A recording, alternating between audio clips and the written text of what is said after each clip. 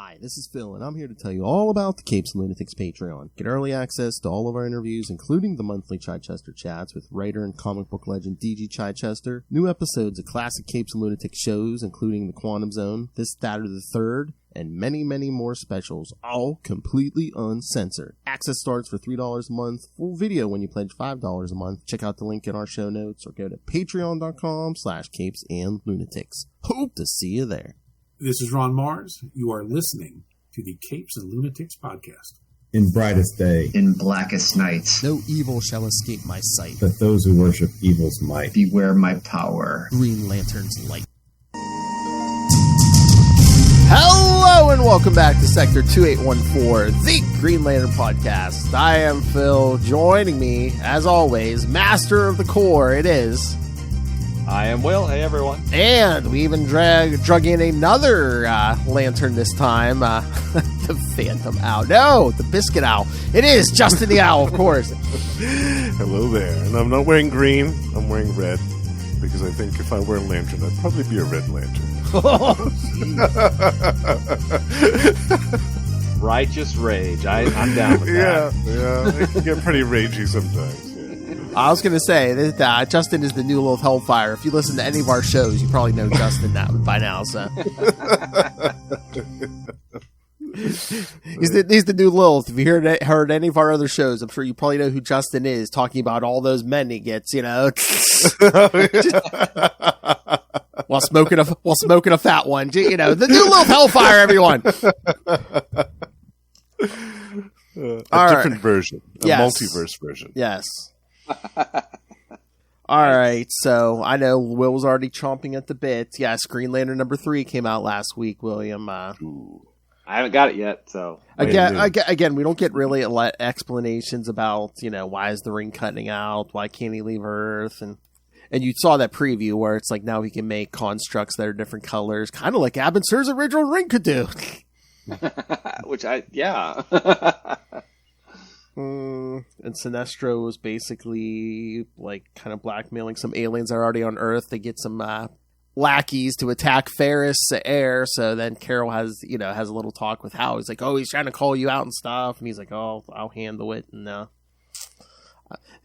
that first story kind of ends with Hal sitting in a diner, and guess who shows up? Sinestro. Oh, okay. What do you, Sinestro? He calls him Lantern Jordan. But they're friends, according to Sinestro. I'm just trying to make everything better. I mean, again, yes, we just finished the Sinestro Core War 2 weeks ago. Yes, once again, no hard feelings. Sinestro just wants to make it, or just wants to make the Lanterns better, by making the universe fear them. So exactly. Brown. How's that working out for him? Probably not too well. He's got his own core. Probably not too well. He's got his own core. Yep, he does. But no, you'll like it as much as you like the first couple, Will. But like I said, we still don't get any answers. So.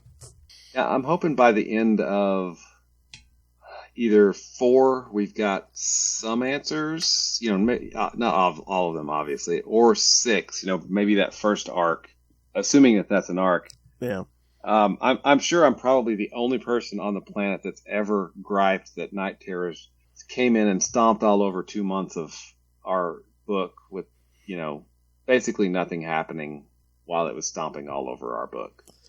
Again, you got off easy because it was by friend of the show, Jeremy Adams, who, is writing the monthly book right now. I mean, some of those Night Terrors it was 2 months of someone completely different than the regular writer writing the book, so. But we were luckier. It's just so at least he kind of was able to tie it in where it's like, oh, hey, this is where the last issue left off. So. Yep. Yeah. I'm sorry, Will. I know you like me to do. Good friend of the show. This is Jeremy Adams, and you're listening to the Capes and Lunatics podcast. Nice. Need to get him back. Yeah. Oh, by the way, I did notice something. This is going to be a swerve in a different direction. Ron Mars posted on Twitter that, hey, the first Kyle compendium is out for order. Oh, and nice. He said, hey, if you guys order this, we'll make more. Ooh, So very cool. go forth in order. How about that? That's right, kids. Show them we love the Cal Rayner. Come on. What is that going to be collecting? That compendium? Is that the early stuff or? I think it starts with Emerald Twilight, but I'm not sure. I'll find the link and cool. forward it to you. Nice. Yeah, I love that. Cooking. Cooking Trade. Cooking tips with Major Force. Is that what we're covering? Oh God. Major that escalated quickly. Sorry. That Couldn't resist. Well done, Will. Well done. Thank you. So yes, kids. Show them we love the Cal Rayner. And go forth in order. As Will says, go forth in order. Definitely. So yeah, someone's been waiting for those collections for years. Yeah. Yeah, they've let the original ones, go out of print over a decade ago. The trades? It's been a long time. Yeah. I've been looking for some sure. of those Kyle Rayner ones, and those are a mint to find some of the other ones.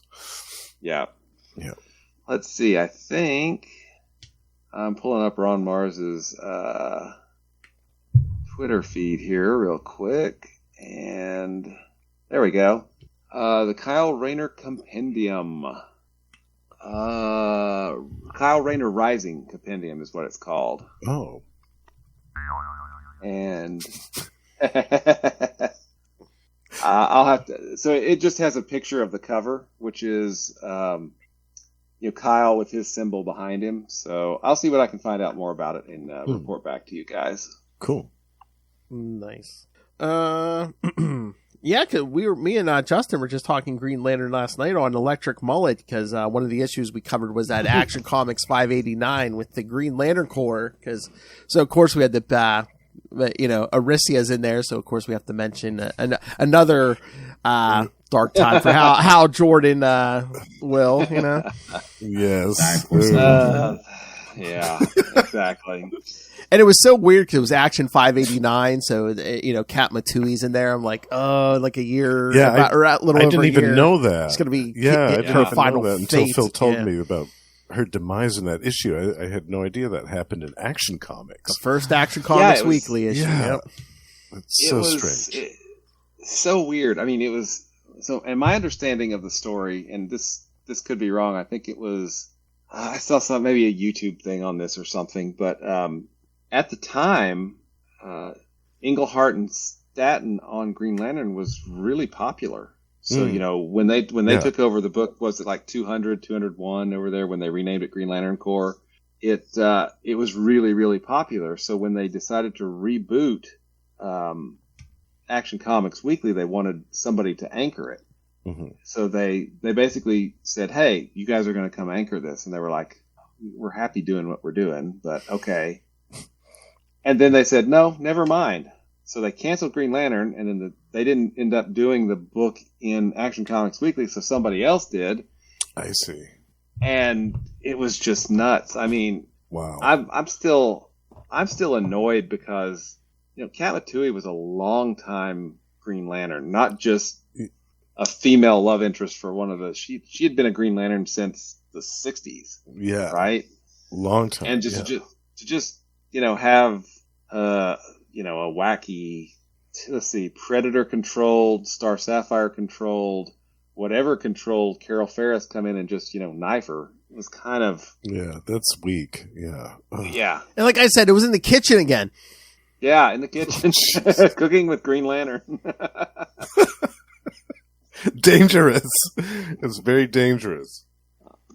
But I mean, it was ultimately.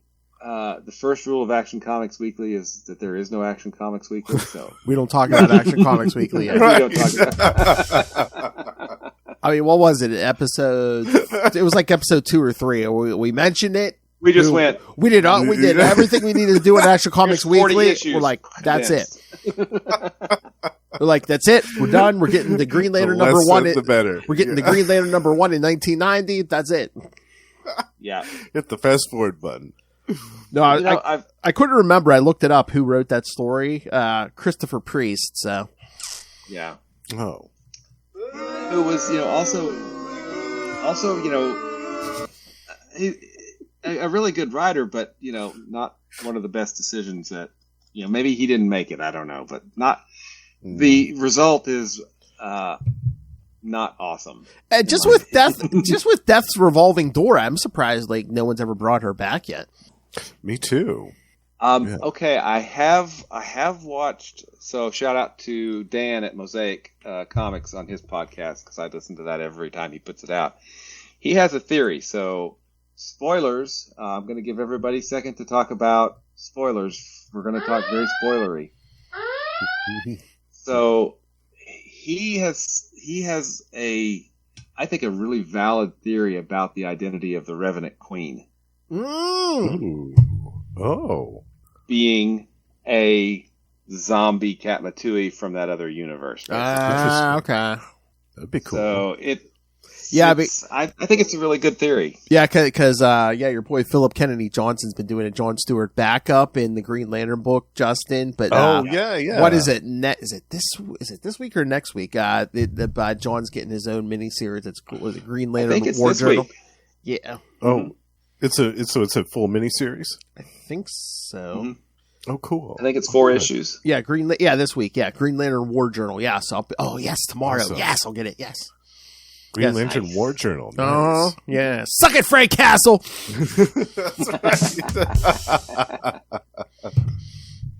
That's Now, right.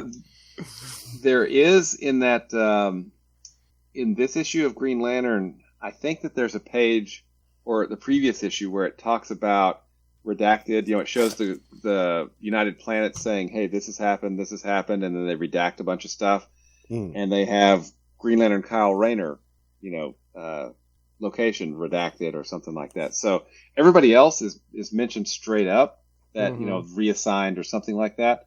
But I think that they mentioned Kyle, and it may be this issue or not, because this was something else that was mentioned on Dan's podcast, that they're accounting for a lot of people, and there's some theories around what happened on Korugar and who's no longer with us because they were on Korugar as a Green Lantern. So I guess we're gonna have to wait and see. But you know what, that Revenant Queen, I mean, she does look kind of yes, that's a nice lovely shade of you have there. Korugari red.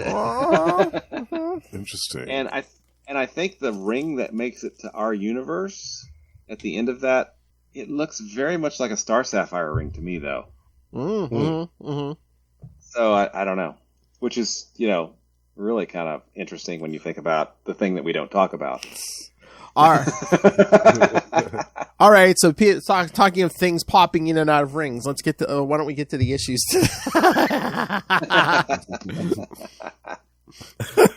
Brace yourself, kids. Will's coming in full hot. Yeah.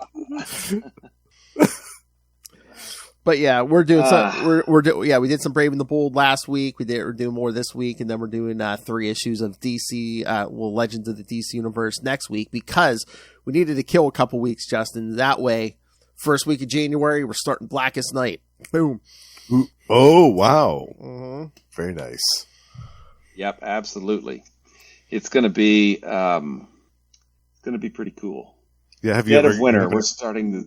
Yeah, I've read it a long time ago, but you haven't covered it on the show yet. Yeah. No, yeah, because we've been going in order pretty much. Except except for Summer of '69. Well, yeah. Naturally. Well, that's cool then. You haven't covered that on the show yet. That was a huge crossover. We're covered everything. I was doing the schedule. I was doing the schedules, Justin. It was what is this, like 13 weeks or something? Oh my word! We're doing every issue, all the crossover miniseries. I mean, everything. Blackest Night, Batman, all that. It's coming in. You're going to need some antidepressants by the end of it.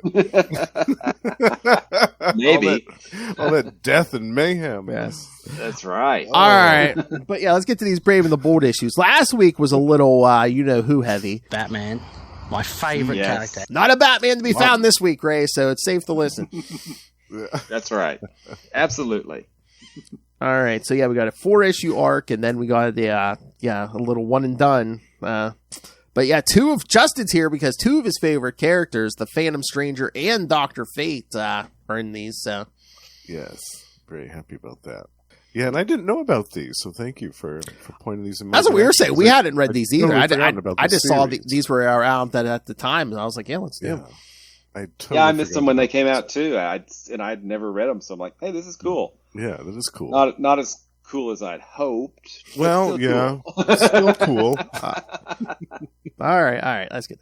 All right, so The Brave and the Bold, Volume 3, number 19, January 2009. So we're kind of skipping ahead a little bit from where our present day reviews. Without Sin, Part 1, writer David Hine, penciler Doug Brathwaite, inker Bill Reinhold, colors Brian Reber, letterer Rob Lee, and editors Chris Conroy and Joey Cavalieri. The Phantom Stranger finds Green Lantern Hal Jordan and asks him to accompany him to the Arcadia Hospital in West Virginia. There they are greeted. Hold on. So just be prepared, kids. I'm going to bring in my best West Virginia jokes. Again, I'm just going to transfer my Arkansas joke. Sorry, Will. That's okay. I'll get the Arkansas jokes next week. There they are greeted by Administrator Bernard Traves, who reluctantly tells them about some of the controversial fertility experiments they have conducted at the hospital over the years. I'm like, this is a Green Lantern Phantom Stranger story? I'm like, what's going on here? It's not like an episode of Law and Order. They had developed a fertility drug called Ginseng, which, when used, enabled sterile women to bear children. However, these children were also born with severe birth defects. Treves has spent millions of dollars in caring for these children and keeping knowledge of the experiments out of the public eye. Upon examining some of the children, Hal Jordan is disgusted by what he sees because he cannot date them. Sorry, Will. Oh, nice. I, of course, love Hal Jordan. They're not hard enough to date. He cannot understand why the Phantom Stranger brought him here.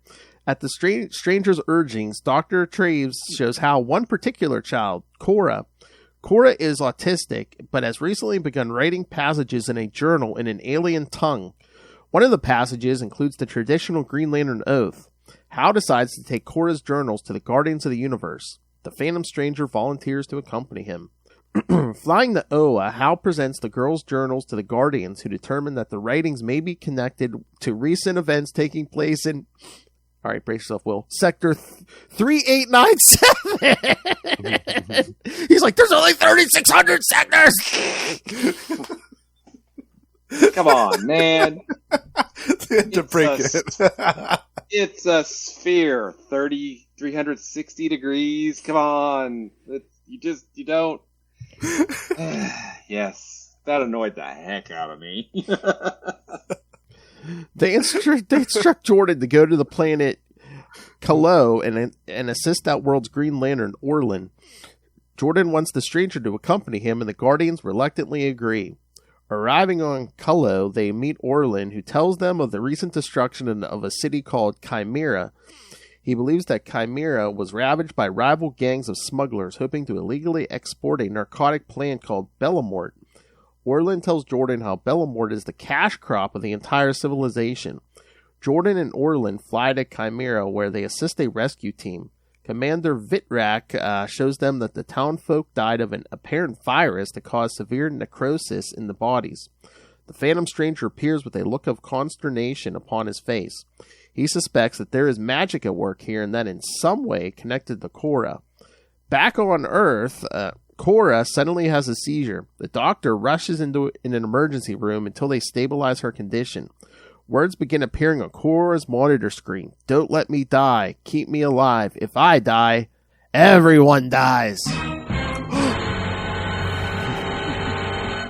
All right, thoughts. I know Will has thoughts. Yes, let's hear him, Will. 3,600.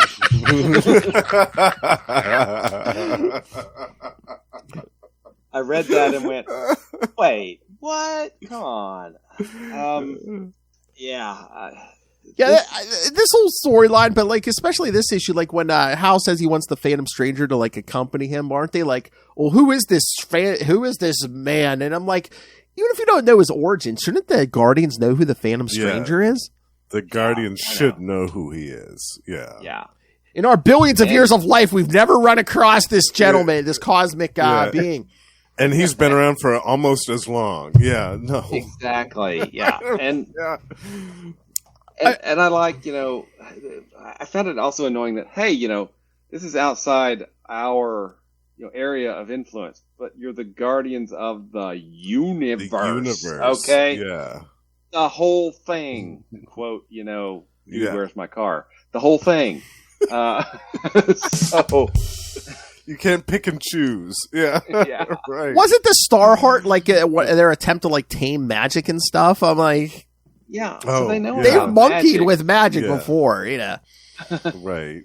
So, some of the underlying premises of this story are already kind of on shaky foundations. I mean, the story's not bad. It's just there's some things that there's certain elements, there's certain elements that just kind of detract from it because just little things, the details, and we're gonna get there, but 3,600 sectors. Exactly. The Phantom Stranger's plan involves not telling Hal something because of what happens to Hal in the 4th issue. And I'm like, if you not Sounds just like read Rebirth, right? Or Emerald Twilight, I mean, come on, dude. Yeah. This is not the person that you want to play mind games with. Exactly.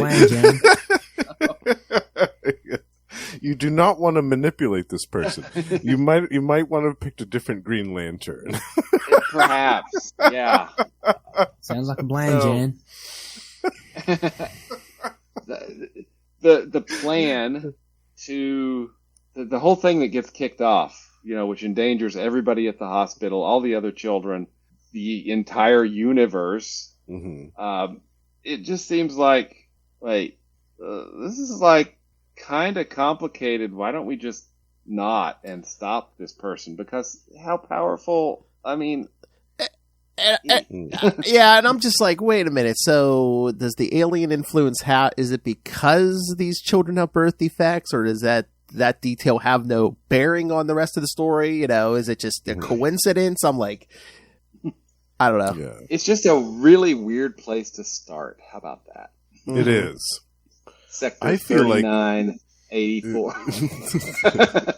I feel like they should have started kind of in reverse and have the Green Arrow issues be the first start of this. Have it kind of start off small on Earth with the Phantom Stranger and Green Arrow doing their thing. And then once it's just determined that, wow, there's stuff going on in space that needs somebody like Green Lantern's attention and the Guardians of the Universe's attention, then you call in Hal Jordan, and then the Phantom Stranger's like, well, we've discovered that this is escalating quickly. Let's go off into the universe and discover where this problem is taking place and amongst all these sectors and deal with it. I think that would have been a much better flow to the story than what we got here, which was kind of the reverse. Well, yeah, I think, you're what you say is exactly right. I mean, maybe have Green Arrow come in trying to like bust this, reveal this whole situation with the hospital and stuff, and then with he's the like, kids being experimented on, all that, maybe, and then he's like, oh, there's something freaky going on, so maybe the alien. He has Hal Jordan on his speed dial, so he calls in Hal Jordan, and then maybe like at the end of the 2nd issue, the Phantom Stranger pops in. And it's like, there's more here going on than you know. There's more. It's like, right. Wow. Opera gloves. Yeah, I think that would have, the flow of that would have been a lot better than this. This is very disjointed stuff. Yeah, the Phantom Stranger should come in later, and just Oliver Queen should just be like, well, that escalated quickly. And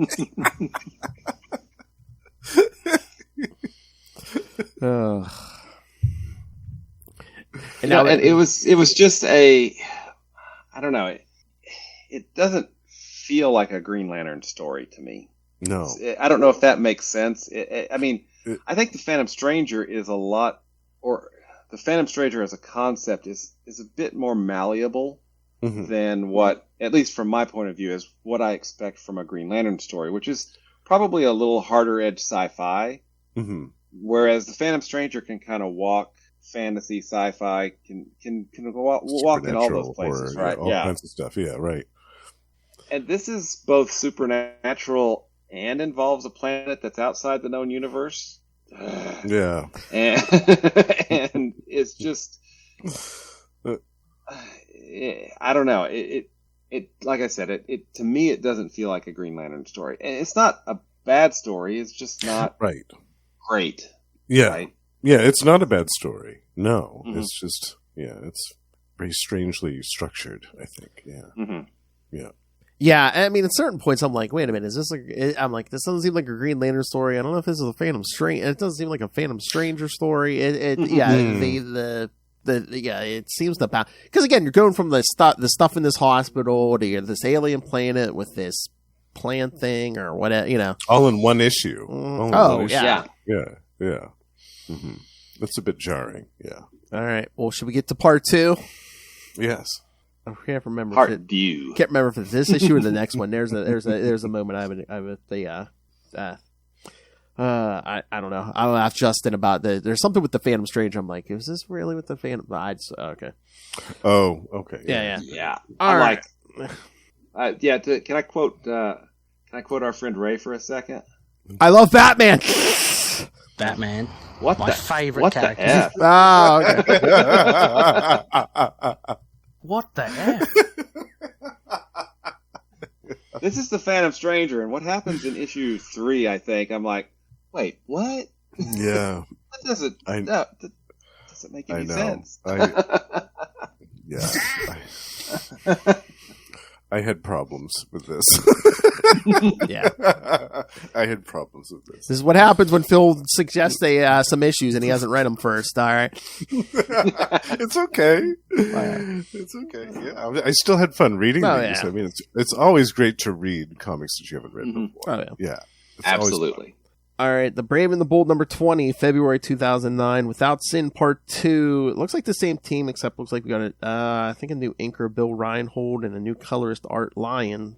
On Oa, the Guardians of the Universe read from the Book of Oa and learn about it being known as the Purge.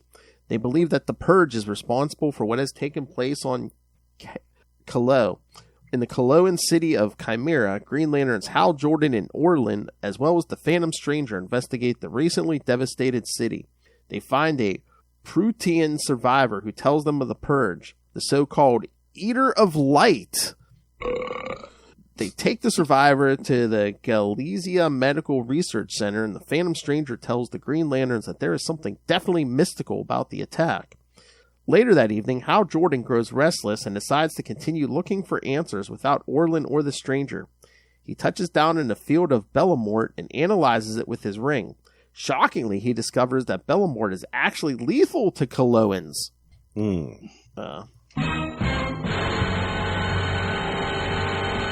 Meanwhile, Orlin's wife, Marika, entertains the Phantom Stranger.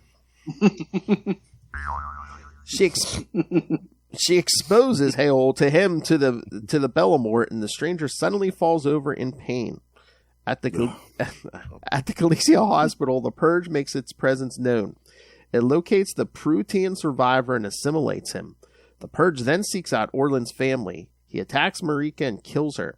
Then he assimilates Orlin into his essence. Hal Jordan returns to the house just as Orlin is completely consumed. The Purge then turns its attention on Hal and begins to assimilate him. Everyone always trying to assimilate Hal. I know. Jeez. Leave that poor man alone already. Exactly. All right, thoughts. Okay, this was my problem. Like, as anywhere else in the history of the Phantom Stranger, as he succumbed to temptation of the physical persuasion, shall we say? Not that I know of. I'm going to ask a stupid question. Let's say I'm particularly sneaky and I walk up behind the Phantom Stranger and hit him on the back of the head with a yellow lamp. See episode Probably 1. not gonna hurt him, right? See episode 1, kids. Yeah. Yeah. No. I mean, he's not a guy that physically you attack because he's the Phantom Stranger, okay? Right. Yeah. And the Bellamort is a physical thing. Exactly. Like it has to have a physical contact with a person in order to do its thing. And he just doesn't work that way. Like, we never see him drink. We never see him eat. We never see him sleep. Like, he doesn't need to do this stuff. No. Like, it's so weweird. Again, I've never seen him like taking out either like a physical attack or succumbing to Superior puss. Never. This is the Phantom Stranger, not The Hard Master. Yeah. Yeah, it was another thing that undermined the believability of this for me. I'm like, wait, what? They're doing what? Yeah. Okay. Surely there's a point, and the point seems to be just so that Orlin could kill his wife and be assimilated. So, Right. Yeah. Okay. Yeah, I would have much rather seen a scene where Orlin came in, possessed by the Purge, and had some type of brief battle with the Phantom Stranger, in which the Phantom Stranger was incapacitated at the end of it because he couldn't handle this unexpected attack. And then, Orlin kills his wife. Yeah, like, that would have been a lot more believable than this. Yeah, or if the Purge or whatever comes in and attacks him with a mystical, attack. Okay, right. Yeah. Mm-hmm. That's what I mean. Like an attack that he wasn't prepared for. Like that would have been a lot more believable than this stuff. Like, I haven't dreamed in eons, but suddenly I'm dreaming and I don't want to wake up. Oh no. Or, hey, no one expects a yellow lamp. That's true. I'm just saying. Especially on this planet Kalu. Yeah. That might be the only yellow lamp on the planet. Probably. What is this lamp you speak of?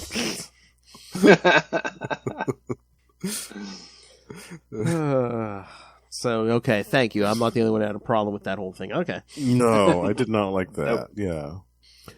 I will say that the art is really good in all these. Yeah. I was impressed with the artwork in all these issues a lot. Yeah, it's really fantastic. Yeah. It had a kind of a painterly feel to it. Yes, very much so. I think that's. I think Doug Braithwaite, if I remember right, worked on what was that book that Alex Ross did? King of the Come? Marvel. Oh no. The Marvels? The X. Oh, like the alternate future. Oh, was it Planet X or was it something X? It was something X, I think. I don't remember what it was, but I think Doug Braithwaite worked on those. So. Oh, cool. Okay. Yeah, I like his influence a lot. It's really cool. Mm-hmm. Yeah, it gives this a very, very unique look. Mm-hmm. Yeah, I know I've seen his work on other stuff, and I can't remember where. That's something I think that probably detracted a little bit from. I mean, the art is great, but the thing about Green Lantern, at least in my mind, is it is science fiction. Mm-hmm. It has become more science fiction, I think, over the last couple of decades. More, and to me, that's a cleaner style. So I felt like the art style was fighting a little against what I expected as a Green Lantern reader, which was, more kind of hard edges, sci-fi-ish art versus that painterly, which I think again is great, but works better in more of a fantasy type setting or something that's not as hard edged as sci-fi. At least that's my kind of perception of it. Yeah. It almost seems like they wanted to do a Phantom Stranger story, but it's just like, is he a big enough household name? Oh, we got to throw a Green Lantern in here, and a Green Arrow at a certain point. Mm-hmm. Yeah. I don't know. Because, I mean, this could have been done. You could have taken the stakes back and just say, hey, there are two spirits on Earth. One of them's in there and it's good. The other one is roaming around bad and they're killing people on Earth. Those are the stakes. And, you know, at the end, which I'm going to ruin right now, the bad guy repents or whatever and the girl gets to live. So, I mean, the rest of it just seems to kind of distract from everything, you know? Yeah, almost like they made it an extraterrestrial entity just for the express purpose of making it a Green Lantern story. I mean, we could finish this issue by the last two issues, issue by issue, or just talk about the last two as a whole. Because yes, this story is so great. Yes, they didn't even bother doing synopses for the last two issues. So they didn't. All right. Well, they do kind of blend together. I mean, the last two issues of the yes. story, they do. Yeah, it's a good flow to it. So yeah, the last page of the third issue where, yes, I drove the villain out and he went into someone else. Hal. All the arrows point to Hal. I'm like, come on. Hal's like, not again. Yeah, it was Poor Hal. and then just Cora telling the Phantom Stranger to wake up. I'm like, didn't Justin just say he doesn't sleep? He doesn't have to sleep. Yeah, He doesn't have to sleep. Yeah. yeah. He would not be affected by the Bellamort. I don't believe that. I don't feel that extraterrestrial root thing would have any effect on the Phantom Stranger. I don't believe it. Well, and then, I thought it was really, I was kind of impressed with just how casual they completely upended the economy of that entire planet by destroying everything. All of it. Because, well, again, it was now poisonous to them, but still, we're just going to nuke it all. Okay, done. I'm like, yep. Okay, that's kind of you just unprime directed them, okay? You totally interfered. Yes. in a fundamental way. Lasting consequences here. I know. You know how many Bellamore commercials they had during Chimera Super Bowl every year? It's like, yeah, I know.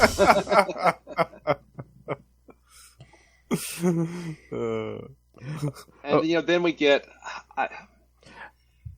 I first off, I'm not the greatest Green Arrow fan on the planet. I mean, Phil and I have talked many times about how Hard Traveling Heroes, of course, is the legendary story of Hal and Ollie, traveling around the country. But I really feel like that those stories kind of came at the expense of Hal's character because he had to be that straight conservative guy against Ollie's whatever. So right. Yeah, we've talked about that a few times. Yeah, where it's like Hal Jordan's supposed to be the maverick and everything, and then just to play him up against Oliver Queen in those stories. Yeah, Denny O'Neil painted him as like the straight, uptight cop. Yeah, he's a cop. Yeah, exactly. Yeah. So I'm not the greatest of Green Arrow fans. I mean, I like the character and everything, but how he comes in there and he gets shot.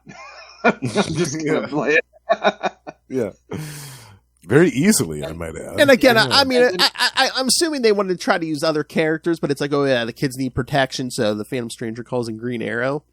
Which I think even in the story, doesn't he say, maybe he wasn't the best choice? Because I know they're probably trying to mix up the roster here, but I'm just like, okay, if this is like life or death, intergalactic stuff, I mean, no offense to anybody, but it's like, before Green Arrow, I mean, was who busy? Batman, my favorite character. Yeah. Or Superman, or Wonder Woman, or the Flash, or Aquaman. That's true. Did we need a street level guy? Yeah, exactly. I mean, the Martian Manhunter. Okay. All protected. I mean, got it all in the bag. Yeah. I mean, Green Arrow does get the bomb, but Cora has to save him, or Cora. The alien as Cora, I guess, is... Sorry, spoilers. It's... Yeah. I thought that was just a really weird way to showcase Green Arrow. Hey, I'm here. I'm to save this. I just got shot. I'm here to save the Although I'm assuming, I guess maybe the writer wanted the hero to get knocked out, so would it make sense? I mean, the Batman, especially like a Superman or something, would it be, would it be like, what are we gonna, you can't knock Superman out, so. Yeah. Yeah. I know. I mean, and I get it. It's just that, and it's. But no, you easily could have did this story without a Green Arrow. Yeah, and the fact that the Phantom Stranger, who had projected himself to know that, hey, the bad guy's going to send people to kill them, why wouldn't he just call the cops or the Spectre or somebody else or Justice League Dark? I don't even know if they existed yet. But anyway. Or Shadow Pact or one of those type of groups. Yeah, right. Right. There have been at least a half dozen other people he could have called. Yeah, I mean, did they not return his calls or something? I mean, or I mean, maybe the Phantom Stranger didn't want to put like Superman or anybody on this guy on the evil aliens radar, because in the last issue they do reference Superman. You know, he's like, oh yeah, the Purge got a hold of Superman. Yeah, because they showed images of Superman. He's like, oh yeah, there's much more powerful beings on that planet than even a Green Lantern. So so maybe they were just trying to, it's like, oh well, if he possesses Oliver Queen, big deal. We just gotta not, we can just punch him out. The guy with the bow. That's okay. Yeah, right. But yeah, I mean, there are some choices that I think the creative team made that are a little confusing to me, and that was one of them. And maybe that was not a decision that they got to make. Maybe that was like, thou shalt include Green Arrow. Right.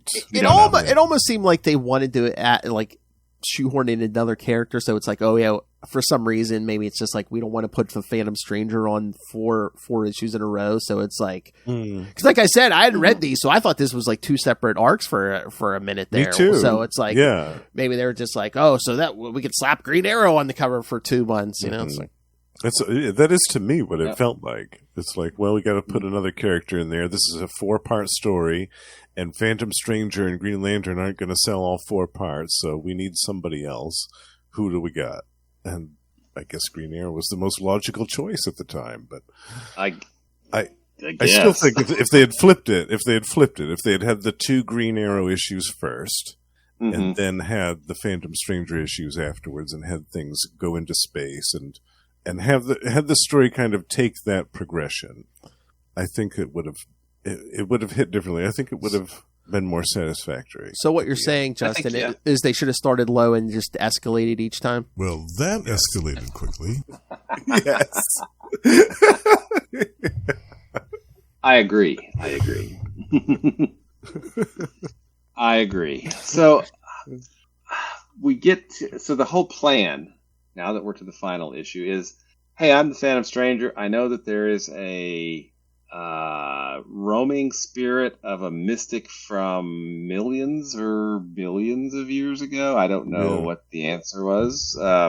It was an ancient race. Yeah, living in this kid's head, and that person, that ancient mystic, is connected to the Purge, who I know is doing bad things out in a sector that can't exist because the number's too high. But I'm going to bring in Green Lantern so that guy will take over Green Lantern and come back here, so then we can then trap that person in this child so that they'll die. I'm like, man, that is some next level 4D chess. And I know all that, but meanwhile I still get whammied from behind by a plan, an alien plant, and some superior puss. Superior puss.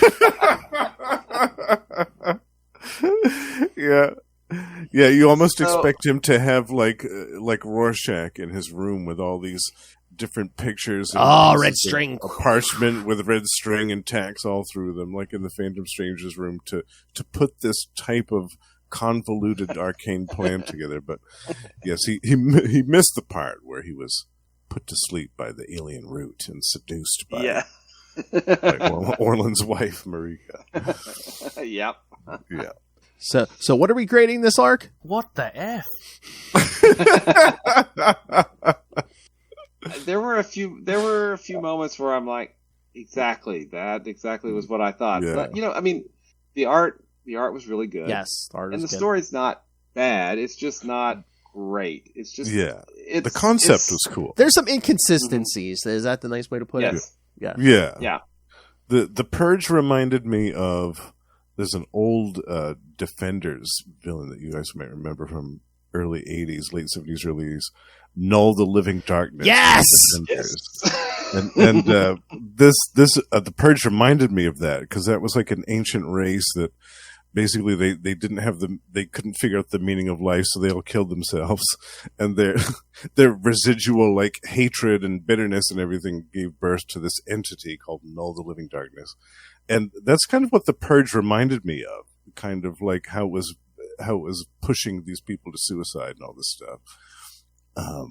Which is really cool. Yeah, First off, 2 thumbs way up for No Living Darkness reference. Thanks. I love this story. I hadn't realized that it was their failure to find the meaning of life that doomed them, because the Uranian Eternals actually found the meaning of life and they committed suicide. Which is where the quantum bands come to Quasar, which is why I know about the Uranian Eternals. Which I thought, that's an interesting dichotomy. Hey, we can't find it, we're going to die. We find it, let's die. Okay, cool. I like just the brilliance of that's JMD Mateus. Just the brilliance of you're talking cosmic level stuff here for Null and Living Darkness. You know how Null and Living Darkness finally gets taken out? JMD Mateus issue of the original Ghost Rider. Like, Null and Living Darkness takes over some guy, and Zarathos is like, you know what, if I gotta hit a guy with some hellfire to take out Null, that's fine with me. Just... mows down some innocent dude. my petty lord and master, Zarathos, he's just like, yeah, I'll fry his soul if I mean taking out Null, yeah. Yeah, messed with the wrong guy. Yeah. Oh, I love it. Yeah, those older there's some really good stuff in those older Defenders, you know. Yeah, definitely. Even right up into where it went up to like 150, I think, where it was canceled. You know, and you had the whole team basically sacrifice themselves to keep the new Defenders. Yes, the new Defenders. That was some good stuff too. I love that. With Moondragon going. Yeah. Oh, thank you. You know where you can hear some Defenders talk in January on Marvel Tales, of course. Marvel Tales. Yes, and I think we actually might be covering one of those stories, as a matter of fact. I know. Will, we talked about covering this for years. We never did. You know what one of my picks was for the Defenders in January? The Defenders for a day? Yes! Nice. Yeah. Love it. I have read those, mainly because I'm, Quasar fanboy number 1, but those issues are so goofy and so awesome. You're welcome to join us, send in feedback. Absolutely, Will. Yeah, you're welcome to join us for Defenders Month. What about our Quasar podcast, The Quantum Zone?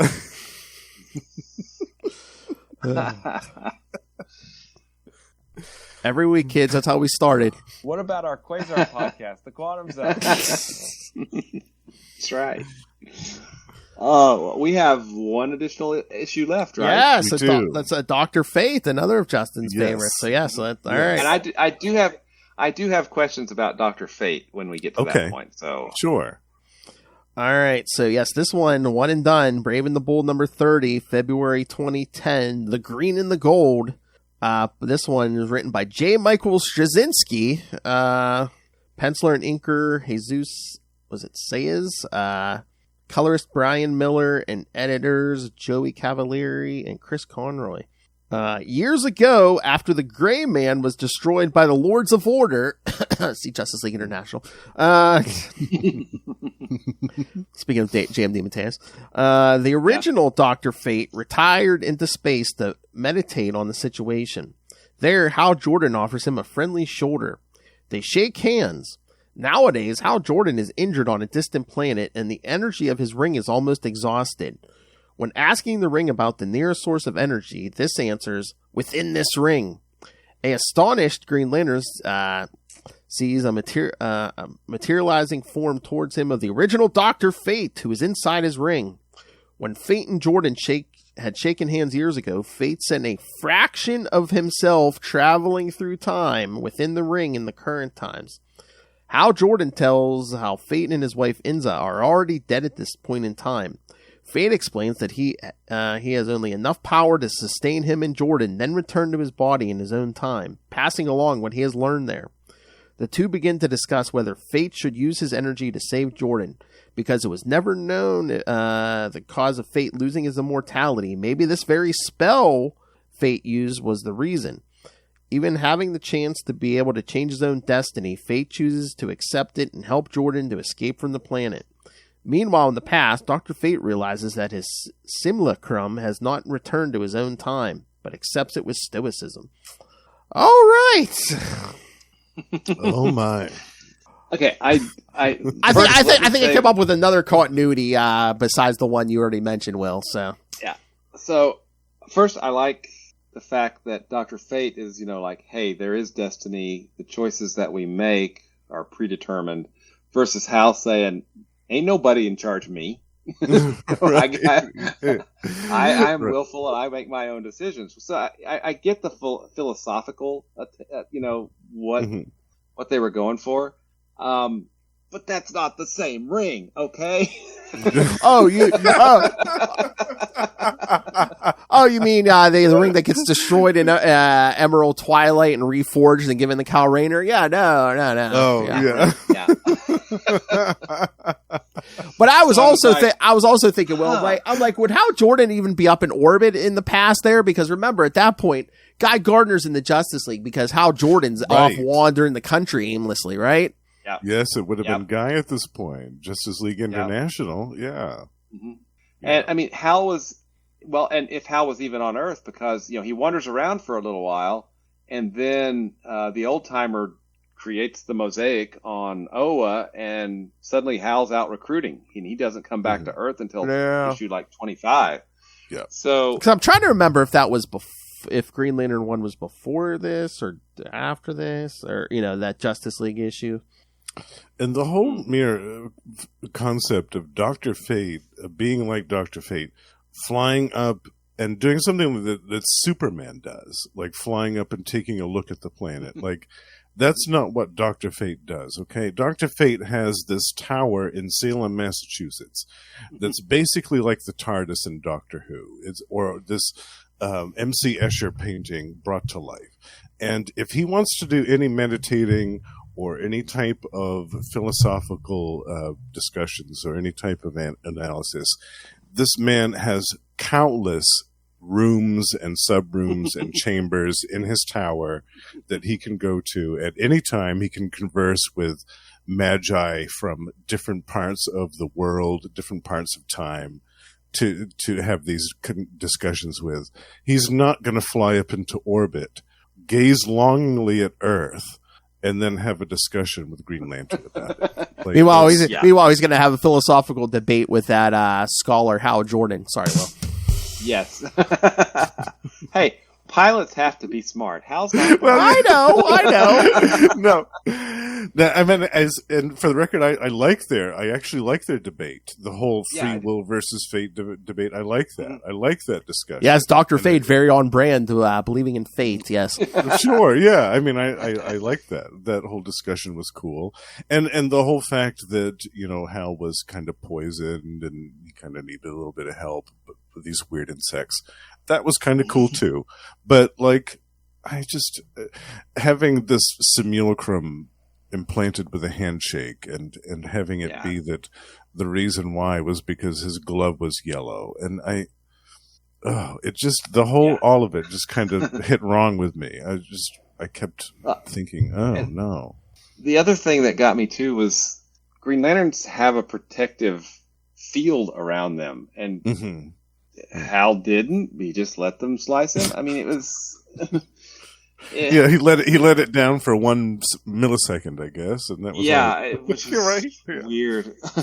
Why? But, So I mean, it was. I understand the core of what and I like the fact that Hal was arguing. Don't save me. You go back and make sure that you live. Mm-hmm. You do that. I'm telling you to do that because that's what you should do. And Fate was arguing, well, no, we have destinies and fate and predetermined things. It's not something that I will do or can do. It's not my fate, for lack of a better word. So he did, and said how, this.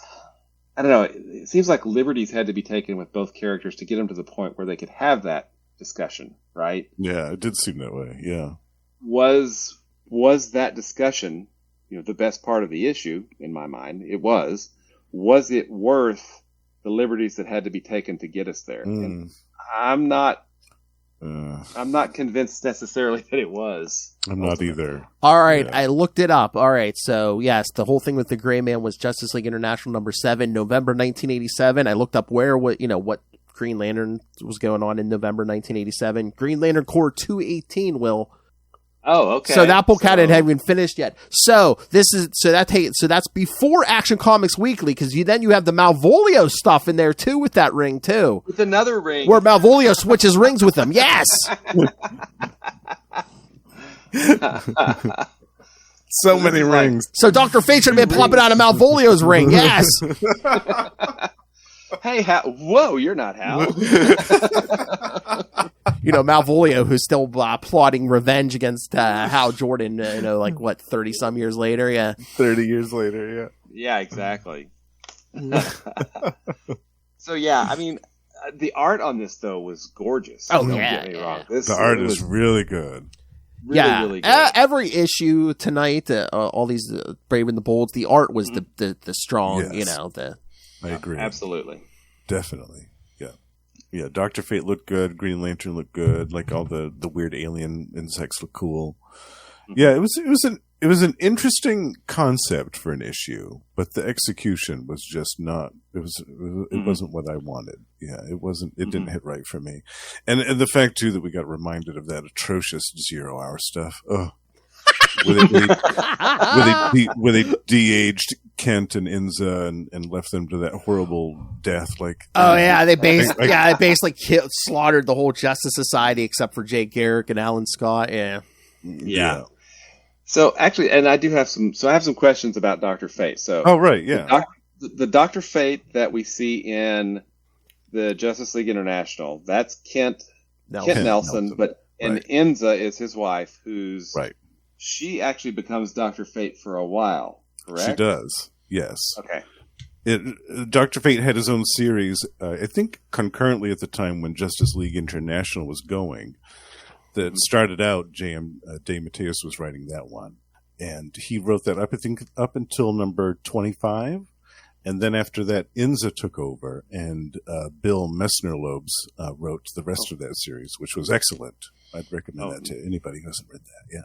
Nice. So that would get us up to, what, 90 or so? 1990? Yeah, about 90, 91. I think that was when that was canceled. And then, unfortunately, 0 Hour happened shortly after that, and that took them right off the map. And then we got Fate, the character... With all the knives! With the knives and the extreme 90s look. Yeah, that... I'll still be grumbling about that forever. How long did that one last? That one only a couple of years? I don't remember that. Couple of years. Okay. Yeah, a couple of years. And then when Jeff Johns the new JSA series started, they basically killed off that character in the first issue. Yeah. That was one of the first things they did. Have they brought Kent and Inza back at this point, or? Well, yes and no, kind of, sort of. For a while within that JSA series, it was implied that all of the previous hosts of Dr. Fate were kind of resigned to this spiritual limbo place that existed within the helm, which I kind of liked and I kind of didn't at the same time. It was kind of weird how Jeff Johns worked out that story. But for a while, it was Hector Hall, who was the Silver Scarab in Infinity Incorporated, who took on the mantle of Dr. Fate in JSA. And then after him, it was another Kent Nelson who was, I think he was like a grand nephew or something of the original Kent. And he became Dr. Fate. And then the mantle passed to the current owner, who I can't remember his name actually, but yeah, so it's passed around a few times over the years to a few different people. Yeah, but Kent was the longest bearer of the role. Yeah, gotcha.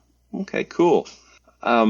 Did the New 52 reboot or anything? Did that bring a new Dr. Fate in, or I think? Well, right now, isn't it? Was it Khalid or Khalid? Thank you. Yeah. Khalid is the new one. Yes, it's like a medical student or something. Yeah. Khalid Nassour. Yeah, Yeah, he's the current one, and I can't remember when they introduced him. I feel it was well after the New 52. It might have been like was it around Rebirth or Rebirth? like right before it, because I remember like Lilith and I talking about him like when they introduced him. Yeah, it was either Rebirth or right before it. Well, yeah, one of those Okay. one of those events that they did leading up to Rebirth, maybe like wasn't there one called Convergence or something like that? Oh, yeah, it might have been that. Yeah, but yeah. So I'm happy he's still around. Yeah. And I liked the new stuff too. The Khalid Nassour stories were really good. I was really happy with those. Yeah. So the Dr. Fate series from 1988, that was 41 issues in an annual, and then 41. Then that 90s Fate series was a whole big old 23 issues. So. 23. Ooh. That includes a zero. Had a zero. Issue. Yes. And a zero issue. Yes. Gotta have a zero. Yes. Big old zero. With the foil ink to stand out on the cover. Oh, yeah. Oh, yeah. Yeah. They had to put that zero in the foil ink. So, this particular issue, I think we got really who the characters were in a few pages. Mm-hmm. But everything kind of before and after was not necessarily the same characters, at least in my mind. Darn it. I agree. And it's a shame, too, because I feel like this is a wasted opportunity. We have two great characters here who this should have been a great team up with the two of them. They really haven't had a lot of... I mean, in the Silver Age, they teamed up a few times. Mm-hmm. But after that, in more contemporary stories, I can't think of any other single standalone issues where it's just been Hal Jordan and Dr. Fate. So I feel like this should have been more than what it was. I really do. I feel like this was a squandered opportunity. I agree completely. Yeah. This should have been the four. This should have been the 4 issues. Yeah, excellent. Yeah. They could have had Dr. Fate and the Phantom Stranger in that story. Yeah. Those actually work, right? Yeah, absolutely. They could have gotten my whole Holy Trinity in there and gotten the Spectre in there too. I would have been super happy. But that's all right.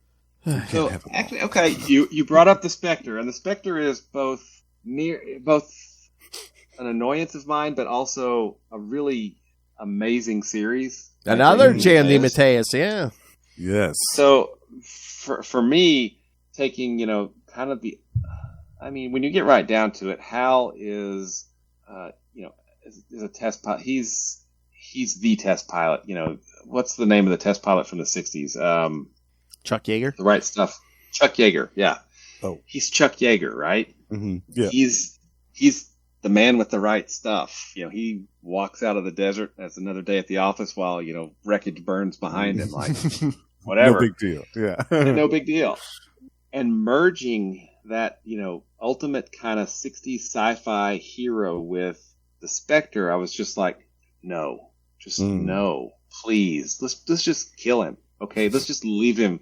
Leave the body alone. Leave him alone. Okay, this is not gonna work. Yeah. But then J.M. DeMatteis turns in this amazing series about a man looking for redemption, and it's just got such strong individual issues, and it's just so great. I will be the first to admit I was wrong. I was really wrong, because even though in the long run, Hal and the Spectre together, I don't think could have been sustained. No. But for, what was that series, Phil? Was it 25 issues? 29? 27? Wow. Yeah, I thought, wasn't it like 28 or 29 or something like that? Yeah. 20 or 20, It was around 30, I thought. Yeah. Yeah. It was just such a great series, because it wasn't really, it was Hal Jordan, the character, not Green Lantern, so it wasn't, the sci-fi aspects, but it was Hal Jordan, and it was kind of taking the Spectre and changing the Spectre from that spirit of vengeance to a spirit of redemption, which was really, really, there were some really powerful stories in there. So and I had never, honestly, because I was a dumb snob, I never read it because of like, this is never going to work. Nobody can make this work. Well, J.M.D. Mateus made it work. By golly. So I feel like the reason for that is because he'd made the conscious choice to make it a story about redemption instead of vengeance. Yep. If it had been a story where, let's say, Hal was wrestling with the spirit of the Spectre and having this constant tug of war, being like, no, we need to be vengeance, or no, we need to be redemption. Yeah. That would have failed. It wouldn't have lasted at all. I mean, it was a great series, and like we said, they haven't collected it. It's not on the app. That needs to be collected. Yeah. That needs to be reprinted in some type of form, because it's a great series. It's got fantastic artwork all throughout it. Norm Brayfogel's in there. Yeah, gorgeous artwork. I think Ryan Sook. Ryan Sook is one of the artists in there. Yeah. Yes. Beautiful artwork. So, and like you said, the stories are thoughtful. They're introspective. They're very well done. I mean, it's just, I love that series. And also the Spectre series before that by John Ostrander and Tom Mandrake is in my top 10. I love that series. That's another wonderful Spectre series. Yeah, because they actually got to give it an ending. They got a real ending. Give up being the Spectre and go to heaven, Yeah. The guy got a funeral after almost 60 years. Yeah. And then I think Mandrake and Ostrander moved on to the Martian Manhunter series, which was also really good. Yes. Yeah, they're a great team. God, I love those guys. Yeah, absolutely. So, what have we figured out that yes, Will was an idiot for not picking up the Spectre originally when it came out. I didn't read it originally. I mean, like I said, like they didn't promote that back in the day either. You think every issue of Green Lantern at the time should have had it's like, oh hey, you want to check out Hal Jordan? Go pick up the Spectre. But there was I don't remember any advertising for that book. It didn't get a lot of hype at all, and it should have. It should have, especially with the creative team that it had. Yeah. Yep. Absolutely. Yeah. But. And Phil, when did the 4 issues that we just read? Yes. Where do those fit in? Is that pre-Blackest Night or post-Blackest Night? The four Phantom Stranger ones were 2009, and then that Dr. Fate one was 2010. So. Okay. Yeah, those 4 were the beginning of 2009. So. Okay. Okay. So that hold on, let me look that. Blackest Night was 2010 or 11? I think it was 2010, wasn't it? Let me see. Because, like I said, that's coming up in January for us. 8 issues, I know. Blackest Night number 0 was June 2009. Oh. So those Phantom Stranger ones came like right before Blackest Night. Yeah. That's interesting. Huh. Okay. Interesting. At this point, and correct me if I'm wrong. At this point, I always do. Post Sinestro Corps War, Green Lantern's riding pretty high. I mean, because Sinestro Corps War was a sales hit. It was awesome, right? And I think it was, during Sinestro Corps War and then after the lead up into Blackest Night that, Green Lantern really kind of became this sales juggernaut, right? Such that by the end of this volume, we're at issue 20-something, so like 40 more issues of this volume. So, 3.5 years after where we are currently in the series. Mm-hmm. When it gets relaunched as New 52, there's no rebooting. Things New 52? What's that? We don't know. We don't care. Yeah. We're just telling our story. I mean, we've said it. I mean, it was such a sales juggernaut. Yeah, that was the 2 things going into New 52 that really didn't get rebooted is Green Lantern and Batman. My favorite character. And then, with the New 52, there was a Green Lantern title and a Green Lantern Corps title like there was before. But we got Green Lantern New Guardians. Red Lanterns. We got Red Lanterns. It wouldn't be long. There would be a Sinestro book. There would be a Larfleeze book. Yeah. It doesn't surprise me that we see Green Lantern popping up in like The Brave and the Bold or Legends of the DC Universe or those. I guess it just because of quality of, the main books, whether that was just the 2 or ultimately the 4, to see some of these stories just out there where, maybe they could have been upped on the quality just a little bit to try to match what was going on in the, the regular books. So it's a little disappointing, I think, to see, just, oh, hey, here's an inventory story that we have. Yeah. It doesn't really fit, but here you go. But again, the sale numbers are there, so maybe it is like the Batman effect, where it's like, oh yeah, these, the Green Lantern franchise is so popular right now. Let's get as much out as we can. Right. Let's even get it into Sector 3984. No. Sorry. That's all right. That's all right. Every I swear every member of the Capes and Lunatics has their one thing they will not let go of. With Lilith, it was that Snickers, that half-page Snickers ad back in the day, where well, here, Wonder Woman, have a Snickers. You're not yourself when you're hungry. Oh. Yeah. Okay. Oh, yeah. Want to get her stirred up into a frenzy? Yeah, just like, Snickers ad, Lilith, and she'll go off. Her whole family. There's some things too that get me worked up, like the author of one of our stories tonight, J. Michael Straczynski, wrote one of the most atrocious things to ever happen in Batman history. I'm not Batman, I'm sorry, Spider-Man history, with the whole Norman Osborn and Gwen Stacy nonsense. Oh, they retconned that. They've retconned that. I know they did. Yeah. But that man wrote it in the first place, and the stain is still there. It's still there. That was a horrible one, but nothing will beat when he sells his marriage to Mephisto to save his decrepit aunt. Yeah. Yeah. Nothing beats that. That's my thing. Bring back that marriage! Yeah. We've all got it. But yeah, I still all got JMS lived that one down, that whole Norman and Gwen thing. Even after, it's been 12 years, 15 years. Awful. Don't worry, they retconned that. It was Kindred gave Norman just like a naughty fantasy that he had Gwen Stacy. Yeah. It's still terrible. Those kids were just clones! It's still terrible.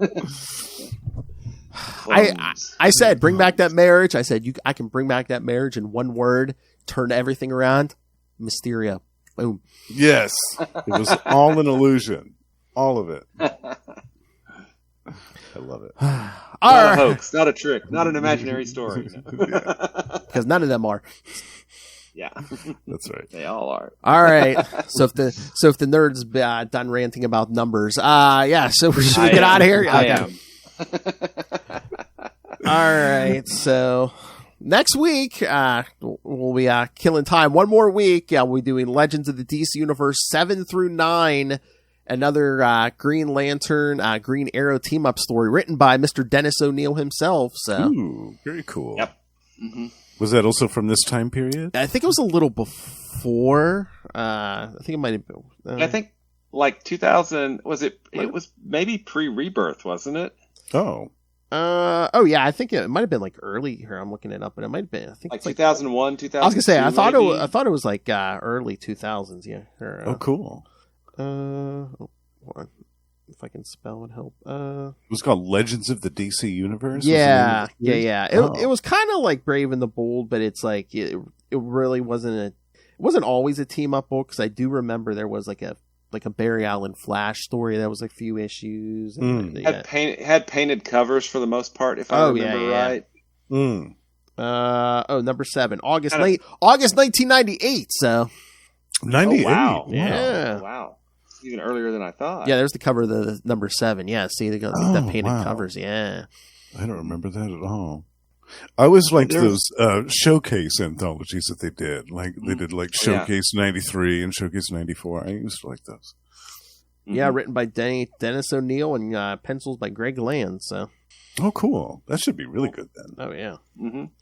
Yeah, like I said, I missed that series when it was out new because I just picked up some random. There was Flash issues of that in the back issue bin I picked up. I was like, "Ooh, what's this?" Nice. Love those dollar bin finds. Oh yeah. Yeah. So that's next week, and then in 2 weeks we'll be back to our regular, going in order as we'll do Green Lantern Corps 20 through 22. Followed the week after by Green Lantern Corps 23 through 26. And then the week after that, we'll get to Green Lantern 26 through 28. I believe that's the Alpha Lantern stuff. So. Yep. And then after that, well, I don't know when after that, but we're closing in on probably, I think, Secret Origin. I'm just going to say it, one of the best reimagining of an origin story that has been done. I mean, Secret Origin, where Jeff Johns retells the origin of Hal Jordan. Yes. Nice. Yeah. I mean, Batman Year One is really, really good too. So I'm putting it up against that. Wait. Who wrote Batman Year One? Frank Miller. Your mother's a whore! Ray's like, at least he didn't hit the Batman drop. Batman, my favorite character.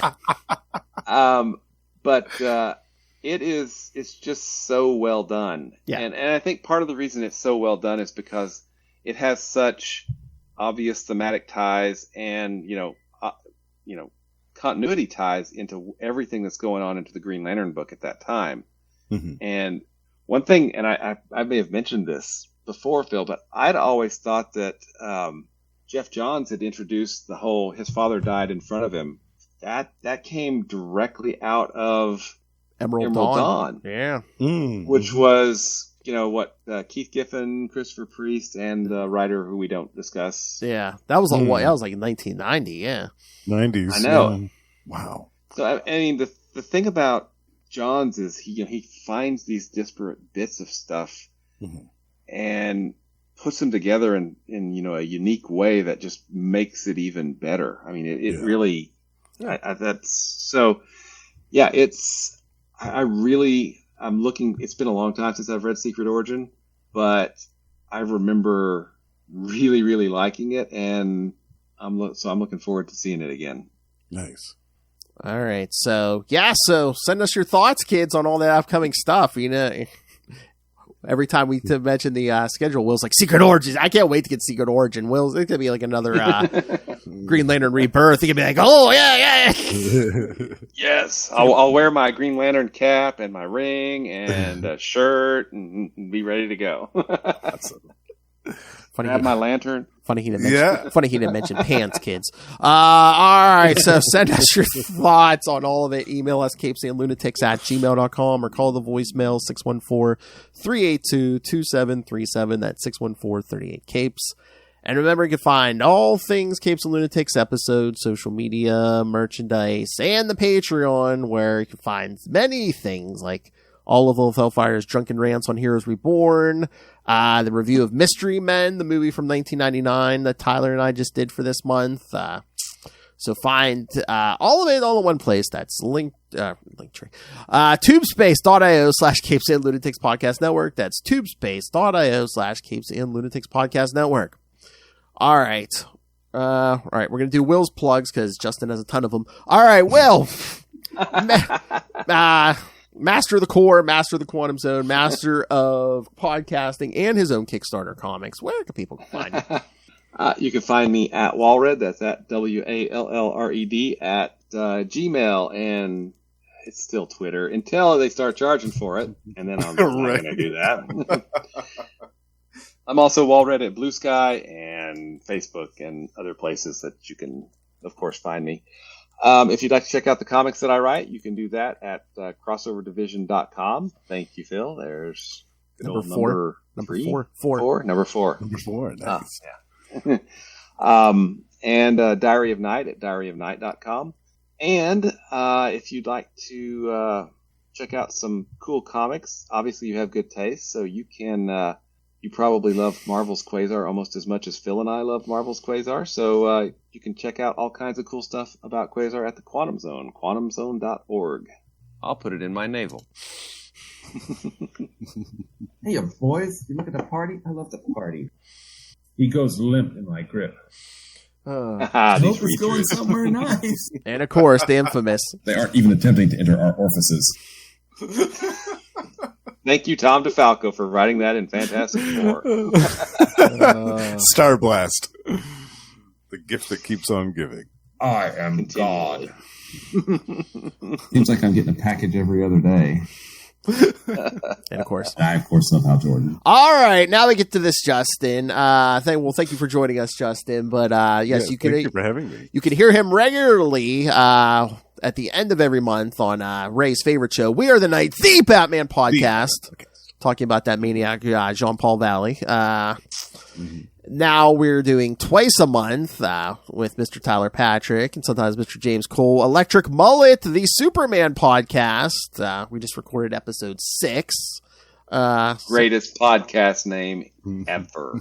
I just heard the greatest podcast name ever. Who came up with it? I did. You can also hear us talking every week on Marvel Tales, some different Marvel story every week. Could be West Coast Avengers. We did 2 episodes on Silver Sable and the Wild Pack from the 90s. Did Eric Masterson Thor recently? Yes. Yeah. We're doing some scary ones for October, some Ghost Rider, some Hellstorm, yes. some Man Thing. Oh, yeah. Yeah. Wonder whose choices those Man Things were. Anyway, if you can't get enough, Justin, where else do you podcast? You can also find me talking about another green character, Marvel's Hulk, and She-Hulk as well, over on Gamma Charge, the strongest podcast there is. Twice a month, Russell and I talk about everything to do with those 2 Gamma-rated characters, and we're also reviewing the new series, Incredible Hulk by Philip Kennedy Johnson and Nick Klein, which is excellent. If you haven't read it, check it out. And we have a Patreon page, so check that out if you're so inclined as well. And Russell and I are joined by our pal Ray, the High Priest of Khonshu himself, and our pal Sparky to talk about Predator and Prey twice a month.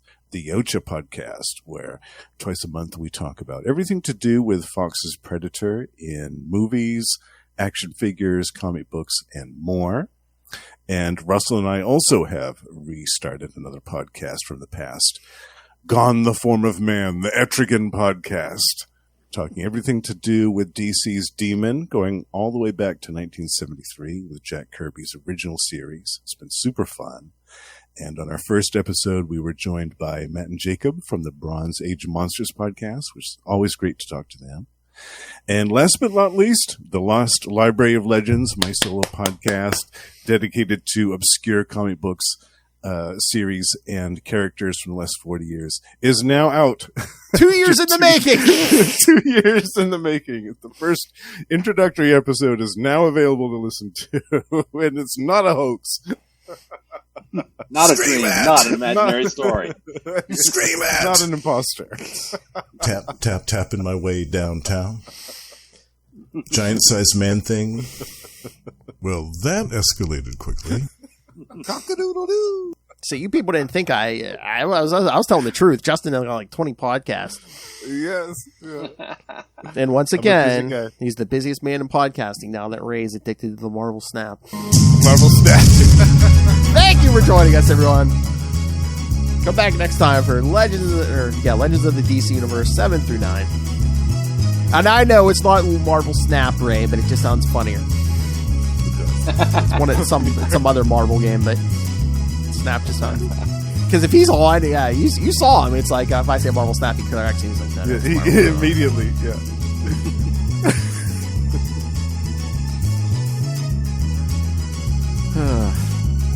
Yes, this Justin slowly taking over the podcast world. Yeah, a little bit. It's a geeky superhero podcast. He's probably on it or guested on it. All right, kids, come back next time. And remember, keep your eye on your strangers. And Doctor is out. Good night.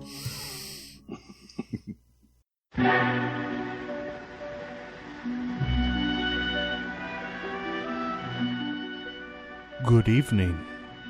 We bid you welcome and invite you to Taste the Pod of Dracula, the only active Dracula discussion podcast, covering literature's greatest villain through books, movies, comic books, video games, television, and more. The pod is the life. Taste the Pod of Dracula. Coming soon.